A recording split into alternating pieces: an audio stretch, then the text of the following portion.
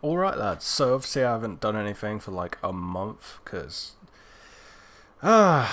life's a bit of a bitch. I was really busy with work stuff, and then I finally got around to motivate myself to make a video.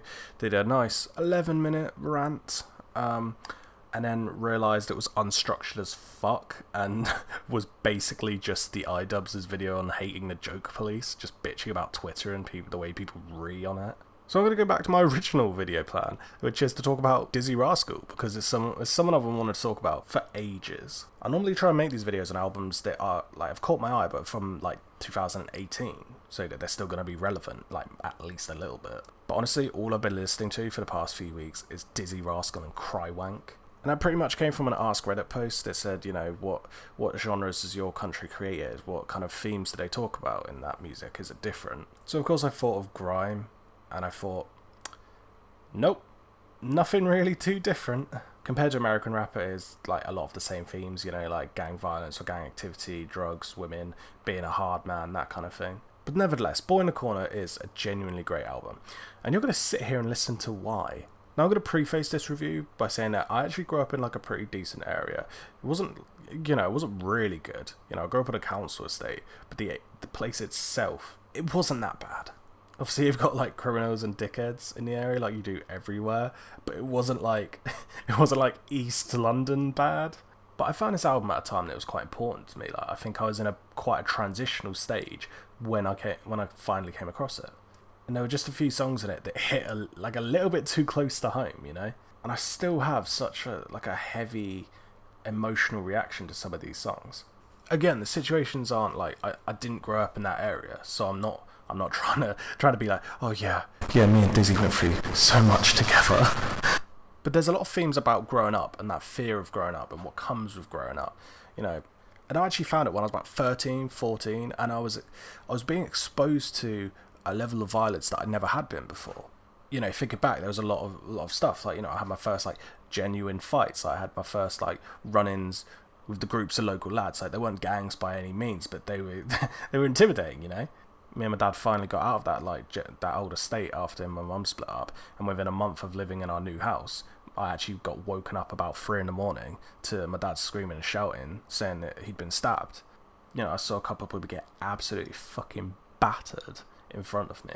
And the thing is, now I've got a bit more experience, so I know that to be honest, that isn't actually that bad. Like, that's not people have been through worse, you know. People grown up in worse environments than that, such as the ones that rappers always talk about. But at the time when I found it, it was just perfect timing. Like, I was filled with anxiety. I was an anxious adolescent. I'm an anxious adult now. And with the rap that is usually mainstream, it's just very hyper masculine, like, I'm the hardest man alive, I will fuck you and your bitch. You better hide your grandmama, cause I'll fuck her too. Kind of thing. Like, it was a weird album to step back and actually, you know, Dizzee Rascal talks about like his depression and like his fears, which he is by no means the first rapper to do, like not at all. But at the time I was into a lot of like rock and metal, so he is definitely one of the artists that did put me more onto rap, and knowing that rap could be a bit more self-reflective.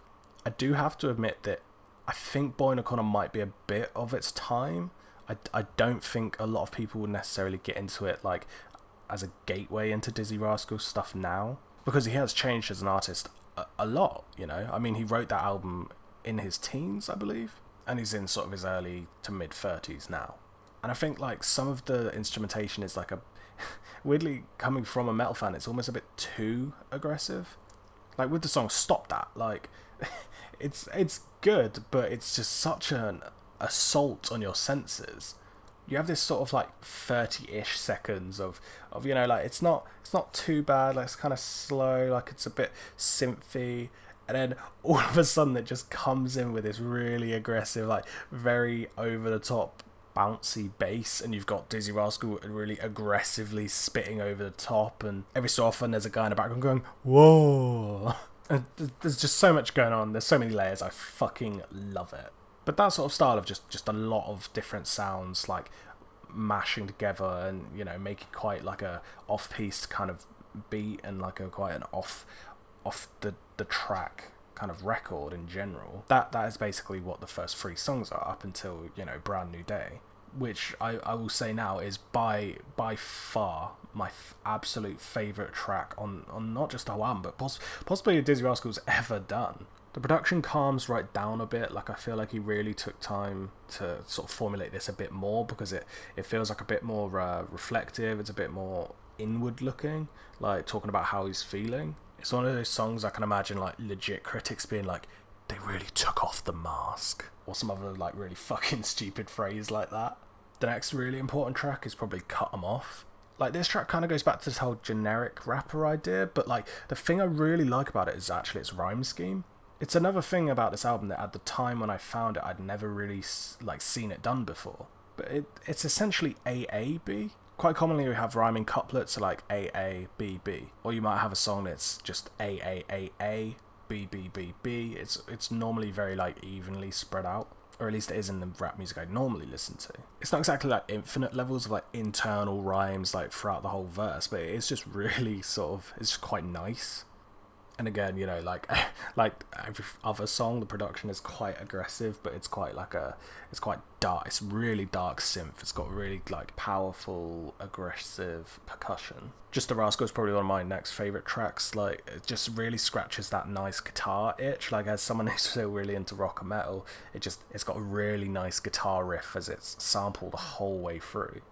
And it just really complements his like style of rapping in this song, just really fast, like really like quick flows, quick rhymes, with this weirdly orchestral like falsetto hook.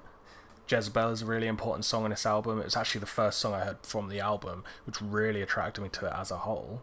Again, the sort of instrumental and production side takes a bit of a backseat, just letting Dizzee talk about, you know, the story, which is basically this young girl who got pregnant very young and was always very promiscuous, stuff like that. The instrumental itself does have a bit of a, it's still quite harsh, sort of string style melody, but it works with the theme, I think.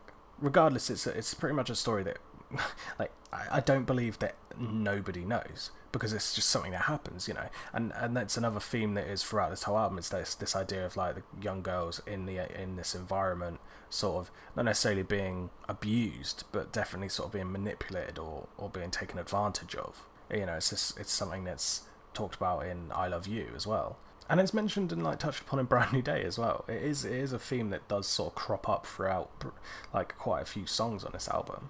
I knew girls that were similar or had similar sort of story arcs to Jezebel in the story. You know, speak to your parents, speak to anyone. Like, I'm certain everyone has to know someone like this. Like, there must be someone in your school that had this situation. Maybe not to the extreme that is in the song, but definitely like certain aspects of it. But it's weird because I'm not a teenager anymore, but because there were so many teen pregnancies when I grew up, like when I hear that people from school now of getting pregnant, I'm like, oh shit, like that's pretty bad. Totally forgetting that like we're not in that teen environment anymore.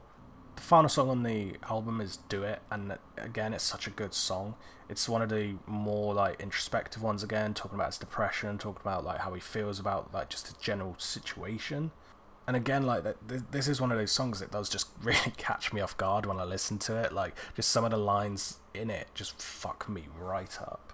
And he doesn't do it slowly either. Just those first few lines, just every time I hear them, I'm like, oh, ouch. Ooh, that was a bit close to the bone. But it's just it's a good ending. It just does sort of conclude like the whole album before that is just, here's a lot of shit stuff that's been happening in my life. This song is me saying, I'll get through it eventually. To me, it is basically just like the crux of the entire album. Like, it's the summary, it's the journey of him going through all these songs to reach this final point of just right at the end being like, it'll probably be alright. But only if I actually take the initiative and make it so that I do it. Just a few final points is that the songs that I don't like, they're not necessarily bad again. They're just sort of like, they're either a bit too just overwhelming as songs, or just like, I just don't quite like the melodies too much. It's mainly just down to personal preference. Like, some of the ad-libs and like the effects, like sort of the chipmunk voice on some of the songs is really great on me. Like, I mean, you know, it gives me like Alvin and the Chipmunks fucking flashbacks, like they're just horrible Vietnam PTSD flashbacks.